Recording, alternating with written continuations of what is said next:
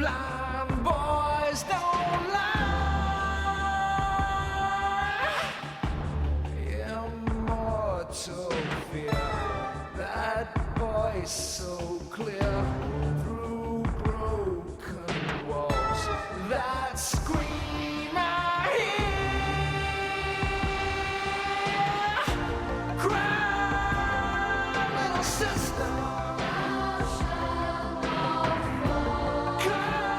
Mark Canton was the president of Warner Brothers, and he took me out to lunch on a Saturday and started to describe the movie. And it was really a children's movie at that time. And I said, is this some little kid's vampire movie? Which was so arrogant. I'd only done 3 films. And, you know, this is the president of a movie studio. And, you know, and I think I was very condescending. And he was, I could tell he was angry, and he said, well, would you do me the courtesy of reading it? And so I said, sure. So I got the script on a Monday morning, and Dick Donner was supposed to direct it. But he had just been given Lethal Weapon. I have a problem that if I'm on a project too long, before I get to make it, I've made it in my head so many times, I lose my enthusiasm. And I was doing something else and just decided, let's get somebody in to make this film. And my wife, brilliant, beautiful, loving, greatest producer in town, Lauren Schumacher, had done Joel's first picture. And she always said, Joel, it's just great, it's just great. And he really sounded, yeah, this is kind of Joel's cup of tea. You'll never grow old, Michael. And you'll never die. But you must feed. I had one of the greatest casts in the world, and that makes the movie, too. I mean, it's beautiful to look at, I think, and the music's great, but it's really the cast that makes it. Most of the young people were relatively unknown. Marion Doherty was the casting director, and we must have met, I can't tell you how many kids we met, but I've been through that on St. Elmo's and DC Cab, and, you know, when you're working with newcomers, you see everybody. Billy Wirth was a model in New York. Brooke McCarter was just starting out. Alex Winter had just graduated from film school at NYU. He was the youngest. Well, except for, you know, for Chance, who was the little vampire. Drink some of this, Michael. Be one of us. I had just completed making a film called Stand By Me, which was the first job I had in the United States. And I had done another job called At Close Range, which Sean Penn helped me get a small part in. It was his film, and Joel Schumacher had seen a close-up at the very end of the film of me watching Sean Penn go into a courtroom. And I had black hair at the time. It's a film that I really don't resemble what I normally look like on any level. But Joel saw that close-up and said, oh, I'd like to see him for this film. And he had me come in, and we had a reading, and we got on very well. He can do almost anything, because he's a born character actor, and he was at 18. And you can see it in Lost Boys, because he has the least amount of dialogue of anyone in the movie, but his presence is extraordinary. The minute he shows up on screen, you just go, boom, you know, who is this guy? My character happened to have the kind of really cool lines at the end of a scene. You know, he'd have the one great line. And so I'm deeply grateful to Joel for those. Where is she? Take it easy, Michael. Where's Star? David? Michael, you ever want to see Star again? You better come with us now.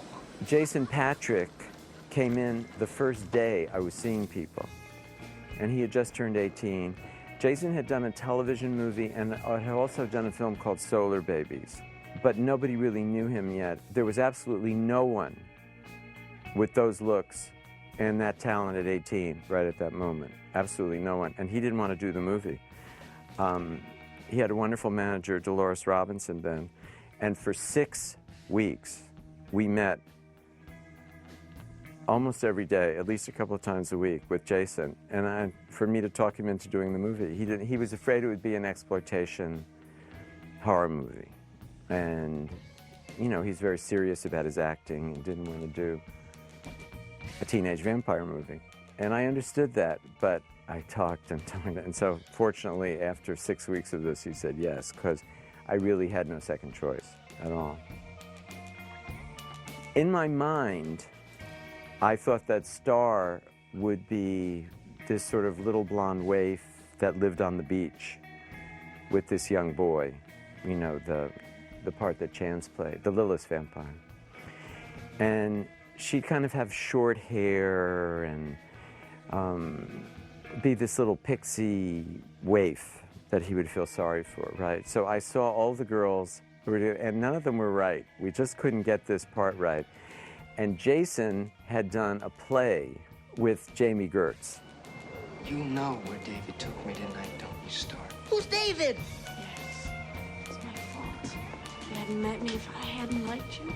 Jamie's very intelligent and a wonderful actress, so it was really because of Jason. I kept running around looking for pixie blondes, and it was Jason who really insisted I see Jamie, and I will be forever grateful to this day that he did.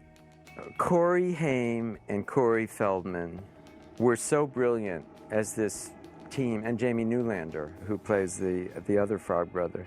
I don't know how many movies the two Corys did after this together, but it was a whole string of them. But it was all from this wonderful chemistry they had in Lost Boys. But you know, chemistry is not something that a director creates. You know, talent is talent. I got this call to go down to Warner Brothers, so I went down, and as soon as I met Joel, he said, "Hey, Sam."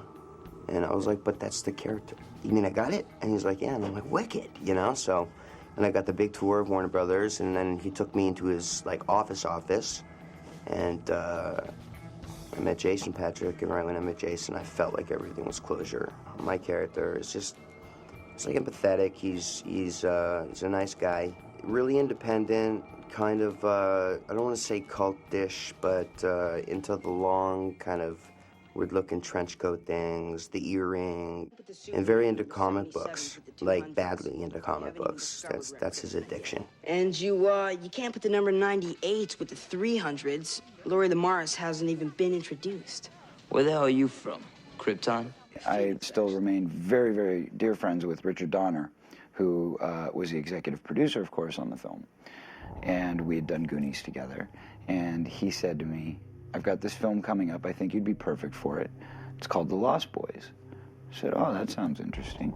He said, "Yeah, you know, come in and meet with Joel Schumacher, the director, and, you know, have a read." So I came in and read the script and did my thing, and he was like, "That was great, but could you maybe butch it up a little bit?" I was like, what does that mean? So basically, he gave me an order to go out and rent all the Stallone movies and all the Chuck Norris movies, like Rambo and First Blood and Missing in Action, all those kind of movies. He said, "That is your character. I want you to meld all of these guys together and make something out of it." I said, "Okay." So that's what I did. That became Edgar Frog.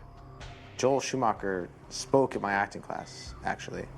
And it just kind of, when I went into the audition, he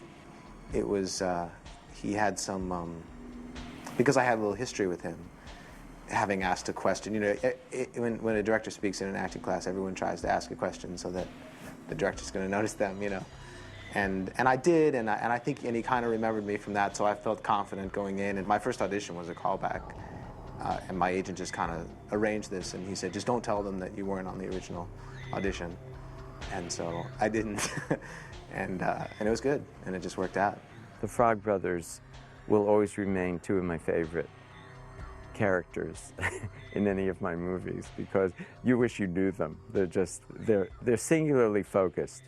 I think the fun part about the character and the comic value of it is that he doesn't think it's funny, and he's not in on the joke.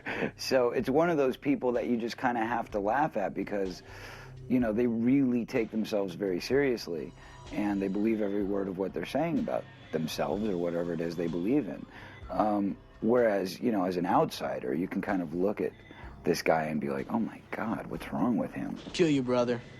You'll feel better. He wanted us to be really tough and totally cold, tough. to the point that I thought that's what the characters were. I didn't realize until maybe halfway through the project that it was funny what we were doing. We blew it, man. We lost it. Shut up. We unraveled in the face of the enemy. It's not our fault. They pulled the mind scramble on us. They opened their eyes and talked. I told them they were Marines, commandos. Well, they don't think they're funny. They're going to kill vampires. You better not make fun of the Frog Brothers. I'll have them stake you. Right. No, they're dead serious. They are the G.I. Joes of this movie. I only wanted Diane Wiest. And she, I think, had just won the Academy Award for Hannah and Her Sisters. So I thought it was just a pipe dream. I couldn't believe when she said yes, because she's one of my favorite actresses. And I thought, well, once people win an Academy Award, and she's a very serious, dramatic actress, too, although she's done great comedies. I was just thrilled when she said yes. You're the only woman I ever knew didn't improve her situation by getting divorced. Yeah, I know. But a big legal battle wasn't going to improve anybody's situation. Dad, we've all been through enough. Anyway, I was raised better than that. Hey, ouch, my hair. And I had always been a fan of Edward Herrmann. And he had just the right combination of sort of whimsy and, it was to get people that could understand the tone of the film, which was, it's part scary, but it's part whimsical, too. You have a generous nature. I like that in a person. My name's Max. I'm Lucy. How are you? Hello. I was approached with the script, and I read it, and I thought, this is great. Anything to get out of a suit and stop playing historical characters.